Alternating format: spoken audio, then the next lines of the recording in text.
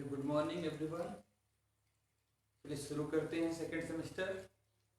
ठीक है, आज ये आप लोगों का जो चल रहा है ये 16 जुलाई से 9:20 से क्लास चलेगा। ठीक है, अभी कल तक के लिए यही टाइम रहेगा 10 बजे से ही। ठीक है, चलिए हम चलते हैं सेकेंड सेमेस्टर का सामाजिक अध्ययन में। ठीक है, अध्याय का क्या नाम है? भारतीय अर्थव्यवस्था में कृषि का योगदान। ठीक, अब इसके बाद आते हैं इसमें भारतीय कृषि की प्रमुख विशेषताएं। तो भारतीय कृषि की प्रमुख विशेषताएं क्या क्या हैं? ठीक है, जैसे हम आते हैं, पहला है हेडिंग। ठीक है, ये जितने भी हैं सारे हेडिंग्स ही हैं। ठीक है, बस हेडिंग के तहत मैं थोड़ा सा व्याख्या करूंगा। अर्ध व्यापारिक कृषि। अर्ध व्यापारिक कृषि क्या होती है? जिसमें किसान होता है, खेती करता है और खेती के दरमियान वह आधे फसलों को अपने पास खाने के लिए रखता है और आधी फसलों को वो बेच देता है। ठीक है, तो इस प्रकार की जो खेती होती है वह कहलाती है अर्ध व्यापारिक कृषि। क्योंकि आए दिन हम लोग किसानों को देखते हैं, वह किसान जो है क्या करते हैं, जो फसलें हैं फसलों को बोता है और फिर समय आने पर उसे काट लेता है।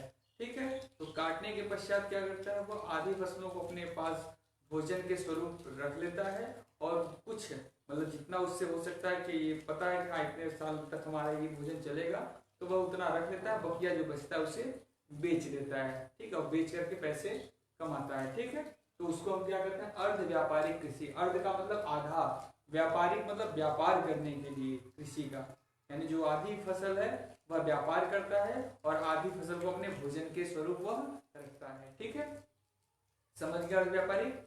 अब इसके बाद हम आते हैं परंपरागत कृषि प्रणाली। ठीक है, अब परंपरागत कृषि प्रणाली का क्या तात्पर्य है? तो परंपरागत से तात्पर्य यह है कि हमारे यहाँ देखते हो कि सीजन बाय सीजन कहते हैं ना, कि रबी की फसलें होती है, खरीफ की फसलें होती है, जायद की फसलें होती हैं। या आप लोग स्वयं गांव में जो रहने वाले हैं वो लोग देखे होंगे कि चावल बुआता है ना, चावल के बाद क्या गेहूं बोएंगे, फिर चावल बोएंगे, फिर गेहूं। तो ये क्या है, परंपरागत, यानी एक के बाद दूसरा, दूसरा के बाद तीसरा, उसके बाद कोई और फसल वो बोना नहीं चाहेंगे। इसका कुछ कारण कह सकते हैं, मानसून का भी असर है ना। कहीं जहाँ ज्यादा पानी है तो वहां क्या करेंगे, धान ही बोएंगे, जहाँ कम है वहां गेहूं, और जहाँ नहीं है वहां तो दूसरा कोई फसल भी बोया जाता है ना। जैसे चने को कम पानी चाहिए तो चना हो गया, अरहर हो गया, तो ऐसी फसलें बोई जाती हैं। तो परंपरागत कृषि से तात्पर्य हमारा क्या है? परंपरागत कृषि प्रणाली वह है जो कि एक फसल के बाद दूसरी फसल को कई सालों तक बोई जाती है। यही क्योंकि हमने देखा है बहुत पहले से ही, ठीक है, कि धान बोया गया, धान के बाद गेहूं बोई जाती है ना, फिर उसके बाद धान, फिर गेहूं। तो ये क्या है, यही हमारी परंपरा कृषि प्रणाली है। ठीक है, इसके बाद आगे आते हैं तीसरा। ठीक है, कृषि का मानसून पर निर्भर होना। ठीक है, कृषि का मानसून पर, जो हमारी भारतीय कृषि की तीसरी विशेषता है वह है कृषि का मानसून पर निर्भर होना। ठीक है, जो हमारी कृषि है वह मानसून पर निर्भर होती है। क्योंकि हम लोग देखते हैं जब बारिश होती है तो बारिश में हम लोग क्या करते हैं, ठीक है, बारिश के समय में धान वगैरह लगाते हैं, यानी ऐसी फसल लगाते हैं जिसको कि बारिश से नुकसान ना हो सके। हाँ, उसमें भी ज्यादा बारिश हो जाएगी तो वो भी फसल नुकसान हो जाएगी, है ना। और कहीं कहीं ऐसे होते हैं कि धान पानी मिल गया, फिर पता चला कि बाद में मानसून आया ही नहीं, यानी बारिश अच्छी हुई ही नहीं, और क्या होता है, फसलें हमारी तबाह हो जाती हैं, तो नष्ट हो जाती हैं। तो इसीलिए कहते हैं कि हमारी जो कृषि है, कृषि की विशेषता की मानसून पर निर्भर होता है। कि हम लोग देखते हैं कि कई जगह पर, कई जगह का मतलब कि दूर दरमियान, जैसे बहुत से गांव वगैरह हैं जहां पर पानी की सुविधा नहीं है, जहां पे कुएं नहीं है, जहां पर की नहरें नहीं पहुंची हैं। ठीक है, ऐसी जगहों पर क्या होता है कि पानी पहुंच नहीं पाता है, तो लोग खेती करें कैसे, है ना। तो इसमें क्या करते हैं लोग, ठीक है, तो मानसून पर ही निर्भर रहते हैं। मानसून अच्छा है तो उनकी फसलें भी अच्छी होंगी, मानसून खराब है तो उनकी फसलें भी खराब होंगी। ठीक है, तीसरी विशेषता हुई कृषि पर, यानी कृषि का मानसून पर निर्भर होना। चौथा है आधुनिक कृषि का अभाव, यानी आधुनिक कृषि के ज्ञान का अभाव। अब जैसे हर एक दिन नए नए तरीके बताए जाते हैं खेती करने के लिए, है ना। अब उनमें भी हम लोग देखते हैं कि जो किसान है वह नए नए कृषि का ज्ञान नहीं जान पाता है। कुछ एक कारण होता है कि वह अज्ञान, कम पढ़ा लिखा होता है, और कुछ लोग ये भी होते हैं कि सोचते हैं कि पढ़े लिखे तो हैं, लेकिन कुछ चीजें अंग्रेजी में लिखी होती है और वो अंग्रेजी वाले को भी नहीं समझ पाते हैं। इस कारण से उनको क्या कहते हैं, इसका अभाव होता है। ठीक है, इसी अभाव के कारण यानी जो कृषि का ज्ञान है उनको अभाव होता है। इस कारण से भी वो लोग क्या करते हैं, बस उनको जो समय इसमें ये फसल बोनी चाहिए, इसमें ये कुछ और अलग फसलों को बोना नहीं चाहते हैं। ठीक है, ये हो गया। अब इसके बाद हम आते हैं कृषि फसलों का वर्गीकरण। ये बहुत इंपॉर्टेंट है। ठीक है, परीक्षा की दृष्टि से भी और टेट की दृष्टि से भी कृषि फसलों का वर्गीकरण यानी जो हमारे यहाँ कृषि होती है तो उसका वर्गीकरण किस आधार पर होता है, तो उसके आधार का मुख्य दो कारण है। ठीक है, पहला क्या कारण है, पहला है उत्पादन के अनुसार फसलों का, यानी जो हमारे यहाँ उत्पादन होता है फसलों का उसके आधार पर हम देखते हैं। और दूसरा कहते हैं उपयोग के अनुसार, उपयोग मतलब जो हम प्रयोग करते हैं, जो हम खाते पीते हैं, उसके आधार पर फसलों का वर्गीकरण। अब आते हैं हम लोग उत्पादन के आधार पर। तो उत्पादन के आधार पर कितने हैं, 3 प्रकार के हैं। ठीक है, उत्पादन के आधार पर फसलों को 3 भागों में बांटा गया है। कौन कौन से हैं वो हमने यहाँ लिखा है। पहला है रबी की फसलें, दूसरा है खरीफ की फसलें और तीसरा है जायद की फसलें। ठीक है, यानी कहने का मतलब ये है कि यह 3 प्रकार की फसलें हैं। ठीक है, इसमें उत्पादन के आधार पे, ठीक है, उत्पादन के आधार पर फसलों 3 भागों में बांटा गया। पहला है रबी की फसलें, ठीक है, और दूसरा खरीफ की फसलें, तीसरा जायद की फसलें। ठीक है, अब इसमें हम लोग आते हैं कि जो रबी की फसलें हैं, ठीक है, यानी कहने का मतलब ये है कि जो रबी की फसलें हैं तो रबी की फसलें कब बोई जाती हैं। ठीक है, रबी की फसलें कब बोई जाती हैं, तो इसका जो समय होता है रबी की फसलों का, यह अक्टूबर से नवंबर होता है। यानी रबी की फसलें जो होती हैं यह अक्टूबर से नवंबर, ठीक है, अक्टूबर से नवंबर में बुआई होती है इसकी। ठीक है, यानी कह सकते हैं कि बोई जाती हैं, सीधे हम लिख देते हैं बोई जाती हैं। अक्टूबर से नवंबर में क्या होती हैं, बोई जाती हैं। और कब काटी जाती हैं, तो मार्च और अप्रैल। ठीक है, यानी कहने का मतलब जो रबी की फसल है अक्टूबर नवंबर में बोई जाती हैं और मार्च अप्रैल में काट ली जाती हैं। मार्च अप्रैल में काट ली जाती हैं। ठीक है, यानी मार्च से अप्रैल में काट ली जाती है फसलों को।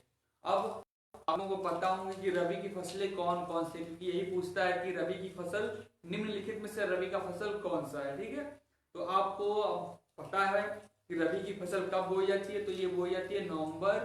ठीक है, यहाँ पे मैंने लिख दिया है अक्टूबर से नवंबर में बोई जाती है और मार्च से अप्रैल में काट ली जाती है। ठीक है, अब आप ध्यान करोगे कि अक्टूबर नवंबर में कौन कौन सी फसल बोई जाती है ना। तो अक्टूबर नवंबर में कौन कौन सी फसल बोई जाती है आपने देखा होगा, क्या क्या है, गेहूं, ठीक है, जौ भी बोया जाता है, चना भी बोया जाता है, मक्का भी बोया जाता है ना। गेहूं, जौ, चना, मक्का और फसलें बहुत सी हैं। नहीं, धान नहीं, पुनः धान तो खरीफ की फसल में है जो अब बोई जा रही हैं। ये मैंने यहाँ पूछा कि रबी की फसल, तो रबी की फसल आपका यहाँ पे अक्टूबर नवंबर में, तो अक्टूबर नवंबर में धान थोड़ी बोई जाती है। ठीक है, आराधना, हाँ, अक्टूबर से नवंबर। तो ये मैंने पूछा कौन कौन सी फसल है, तो इसमें गेहूं है, जौ है, चना है, मक्का है। ठीक है, उसके बाद आपका सरसों भी आता है। ठीक है, सरसों भी इसी टाइम में है। ठीक है, राई भी होता है।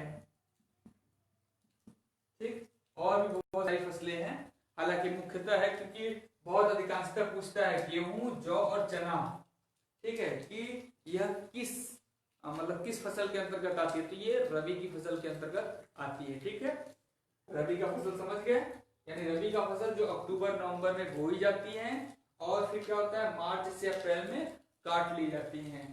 ठीक है, जैसे गेहूं, जौ, चना इत्यादि। अब इसके बाद हम लोग आते हैं खरीफ की फसल। खरीफ की फसल कब बोई जाती है, ठीक है, दूसरा आपका था खरीफ, मार्च अप्रैल में कट गया। ठीक है, ठीक है, पुनः वही चीज अब इसके बाद आते हैं खरीफ की फसल। तो खरीफ की फसल आपका कब बोई जाती है? जून जुलाई, क्योंकि मार्च अप्रैल के बाद वही फिर जून जुलाई, तो ये आपका हो गया जून से जुलाई।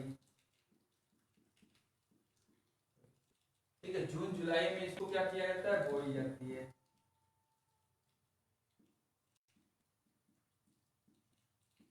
और कब काटी जाती है?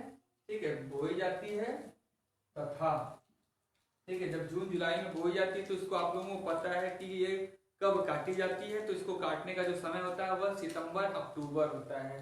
ठीक है, तो यह क्या होता है? सितंबर से अक्टूबर। ठीक है, सितंबर से अक्टूबर में क्या होता है? इसको काट ली जाती है।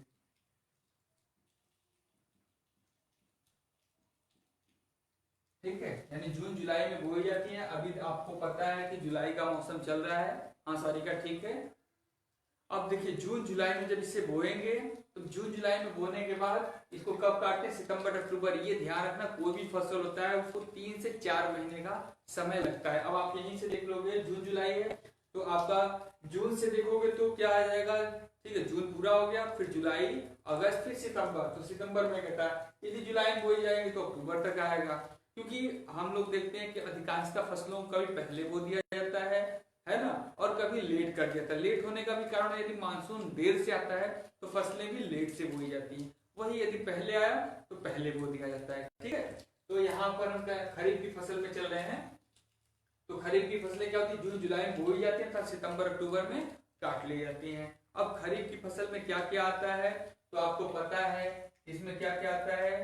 चावल सबसे पहले, है ना, चावल हो गया, ज्वार हो गया, बाजरा भी होता है इसी में। ठीक है, और एक चीज ये मक्का भी आता है, क्योंकि आप देखेंगे मक्का का समय बड़ा अजीब है, वो ठंडी में मिलेगा, गर्मी में भी मिलता है आपको इस टाइम में। ठीक है, इसके बाद नहीं, तो ये आपका मक्का भी इसमें आ जाता है। ठीक है, जूट भी है, मूंग भी, मूंगफली भी है। ठीक है, जूट है, मूंगफली है और इत्यादि हैं। ठीक है, चावल, ज्वार, बाजरा, मक्का, जूट, मूंगफली इत्यादि, ये सब क्या हमारी हैं? ये सब खरीफ की फसल के अंतर्गत आती है। ये हमारी खरीफ की फसल है, ये खरीफ की फसल। अब आपको ये ध्यान रखना है कि खरीफ की फसल जून जुलाई में बोई जाती हैं तथा सितंबर अक्टूबर में काट ली जाती हैं। ठीक है, और एक चीज ये भी कह सकते हो, ये जो हमने रबी की फसल बताया, रबी की फसल को शीतोष्ण कटिबंधीय कहा जाता है। ठीक है, शीतोष्ण कटिबंधीय। ठीक है, खरीफ की फसल, रबी की फसल को शीतोष्ण कटिबंधीय कहा जाता है, और जो ये हमारी खरीफ है इसको उष्ण कटिबंधीय कहा जाता है।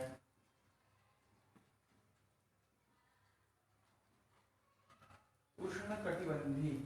ठीक है, क्योंकि आपको पता है कि जो गेहूं होता है, गेहूं के लिए ठंडी और गर्मी, शीत का मतलब ठंडा, उष्ण का मतलब गर्मी, यानी ठंडा और गर्म चाहिए। ठंडा और गर्म नहीं है तो आपका जो फसल है गेहूं वगैरह वो ठीक ठाक नहीं होगा, कर सकते हैं, एक तरह से खराब भी हो सकता है। ठीक है, क्या करें? सारे का खरीफ की फसलें हैं, हाँ, मूंगफली, जूट, हाँ, इत्यादि। ठीक है, उसमें हमने लिखे चावल, ज्वार, बाजरा, मक्का, जूट, मूंगफली, ये सब इत्यादि है। और इसको उष्ण कटिबंधीय कहते हैं। उष्ण कटिबंधीय मतलब जहाँ गर्मी, क्योंकि गर्मी के मौसम में ही ये सारी फसलें जो होती हैं, ठीक है, बोई जाती हैं। बोने का मतलब ये जून जुलाई गर्मी का ही समय है ना, वो कहने का मतलब बारिश तो हो रही, ठीक है, लेकिन फिर भी क्या है, गर्मी का टाइम है, तो इसको गर्मी में बोया जाता है और ठंडी में किया जाता है। और ठीक है, ये क्या होता है, हमारा जो है ये ठंडी में बोई जाती है और गर्मी आते काट ली जाती है। ठीक है, अब हम आते हैं जायद की फसल पे। ठीक है, यहां तक हो गया। अब तीसरा हमारा है जायद की फसलें। ठीक है, जायद की फसलें। अब जायद की फसलें क्या होती है? तो जायद की फसलें मार्च से अप्रैल के बीच बोई जाती है, या मार्च अप्रैल में भी कह सकते हो। ठीक है, मार्च से अप्रैल। ठीक है, मार्च से अप्रैल में इनको बोई जाती हैं। ठीक है। और तथा मार्च अप्रैल में तो बोई जाती है, तो काटी कब जाती हैं, ठीक है। तो यह जो है जून जुलाई, यही जो टाइम है, इसी टाइम में लगभग इसको काट लिया जाता है, जून जुलाई में काट लिए जाते हैं।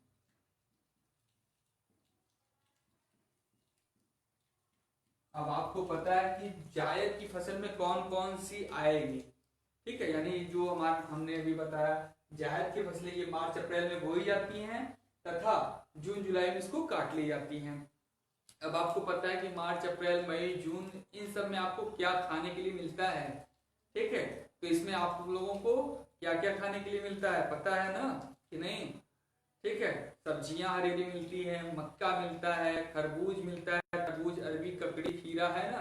तो ये सब जितनी है वो सब जायद की फसलें में आती हैं, ठीक है। अब इसमें जैसे हमारा हो गया सब्जियां, ठीक है, बहुत सारी हरी हरी सब्जियां मिलती हैं, ठीक है।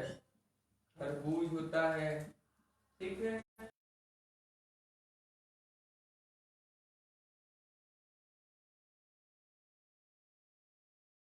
है और बहुत सारे इंपॉर्टेंट आपका खरीफ की फसल है और एक आपका रबी की फसल है। इन्हीं दो पूछता है, जायद उतना पूछता नहीं है, ठीक है।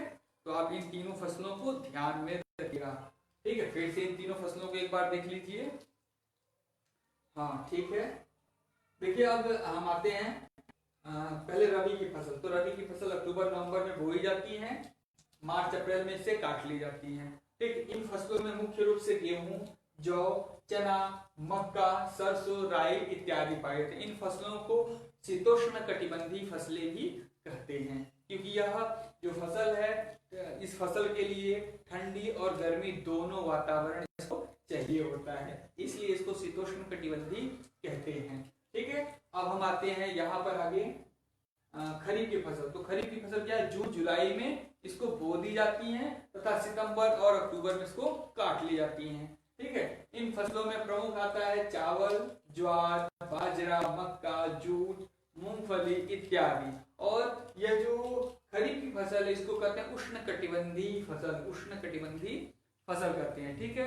अब इसके बाद हम आते हैं कि जो जायद की फसल है, जायद की फसल कब बोई जाती है, तो मार्च अप्रैल को बो दिया जाता है तथा जून जुलाई में इसको काट लिया जाता है, ठीक है। अब इसमें क्या आती है, हरी सब्जियां आती हैं, खरबूज, खीरा, ककड़ी, है ना, हिरमाना, और भी बहुत सारे जो भी चीजों को आप लोग ले सकते हो, सब कर सकते हो, है ना, जितनी भी सब्जियां हैं, क्योंकि अधिकांशतः सब्जियां आपको इसी टाइम में मिलती हैं, ठीक है। अब इसके बाद हम आगे आते हैं उपयोग के आधार पे, ठीक है। उपयोग के आधार पे फसलों को दो भागों में बांटते हैं, ठीक है। अब उपयोग के आधार पर हम चल रहे हैं यहाँ पर,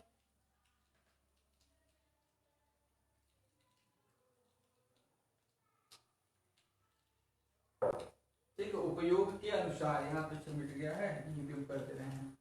दूसरा विभाजन इसका था उपयोग के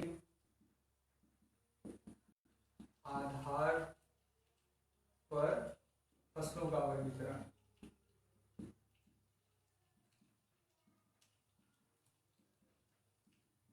ठीक। उपयोग के आधार पर फसलों का वर्गीकरण, तो इसमें भी दो भागों में बांटा गया। पहला है आपका खाद्य फसलें, ठीक है, और जो दूसरा है वह है आपका नकदी फसलें, नकदी अथवा व्यापारिक फसल, अथवा व्यापारिक, ठीक है, नकदी अथवा व्यापारिक फसलें, ठीक है। अब आते हैं उपयोग के आधार पर। देखिए खाद्य फसलें क्या होती हैं, ठीक है।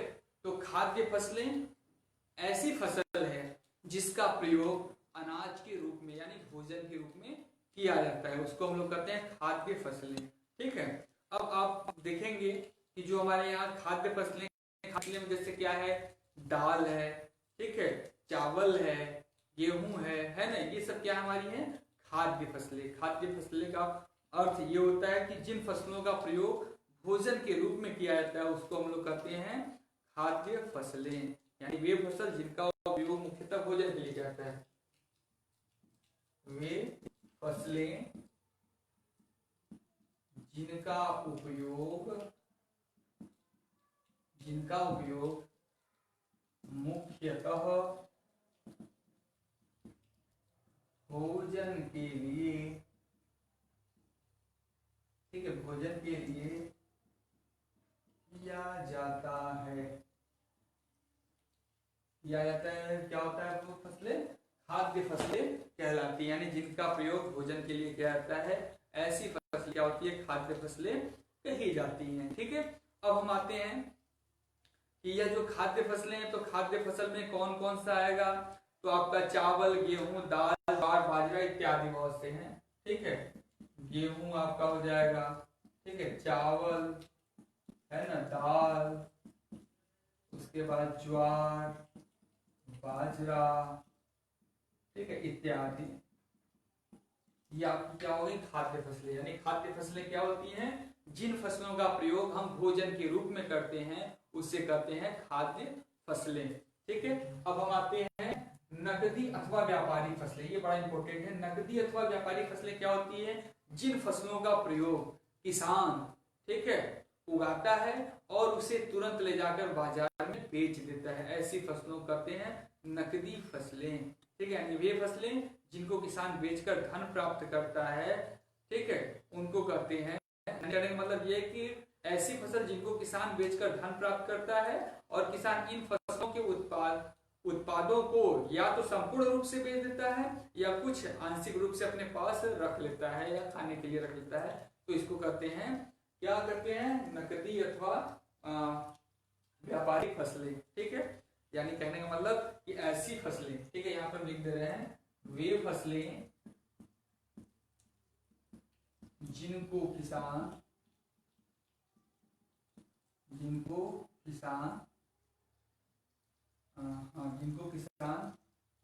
बेचकर पैसा प्राप्त करता है। यानी ऐसी फसलें जिनको किसान बेचकर पैसा प्राप्त करता है उसे हम लोग कहते हैं नकदी फसलें। एक चीज और है, ठीक है, खाद्य फसलों में अंतर है और नकदी में भी अंतर होता है। जैसे उसने क्या किया? मूली बो दिया है ना, तो मूली को क्या करेगा? वो तुरंत उबारेगा, है ना, उसको उखाड़ेगा, उखाड़ने के बाद धुलेगा, धुलकर सीधे ले जाएगा बाजार में, तुरंत बेच देगा। यानी तुरंत उस फसल को खेत से निकाला, उसकी धुलाई वगैरह की और फिर ले जाकर बेचेगा, तुरंत उससे पैसे की प्राप्ति होगी। लेकिन वही यदि खाद्य में मान लो चलो उसने गेहूं को बो दिया और गेहूं बोने के बाद क्या करेगा? पहले काफी समय उससे लगेगा, 2-3 महीना बड़ा होने में, 3 महीना मान के चलो, 3 महीने में सारी फसल को उसने काटा। काटने के बाद गेहूं जो है काटेगा, काटने के बाद फिर क्या करेगा? दवाई होगा, दबाने के बाद फिर गेहूं अलग, भूसा अलग होगा। अब उसके पश्चात वो ले जाएगा मार्केट में बेचेगा। तो इसके लिए क्या है? एक लंबी प्रोसेस है। वहीं यदि वो मूली, गाजर, टमाटर, भंटा वगैरह होता है तो उसके लिए इतनी प्रोसेस नहीं करनी होती है। बस वो क्या करेगा? तुरंत उन फसलों को लेगा और ले जाकर मार्केट में बेच देगा। तो ऐसी फसलें जो कि वो अपने व्यापार के लिए प्रयोग करता है उसको कहते हैं नकदी फसलें या व्यापारिक फसलें। ठीक है, ये नकदी अथवा व्यापारिक फसल से तात्पर्य कि वे फसलें जिनको किसान बेचकर पैसा प्राप्त करता है। ठीक है, तो इस प्रकार की फसलों को कहते हैं नकदी फसल या व्यापारिक फसल। ठीक है, अब आते हैं, अगला हेडिंग है, ठीक है, यहां तक क्लियर हुआ? खाद्य फसलें क्या हो गई और आपका नकदी अथवा व्यापारिक फसलें क्या हैं। ठीक है, और कोशिश ये कर रहे हैं कि इसको 2 दिन में खत्म कर दें, 2 या 3 दिन और लगेगा। उसके बाद हम संस्कृत में चलेंगे।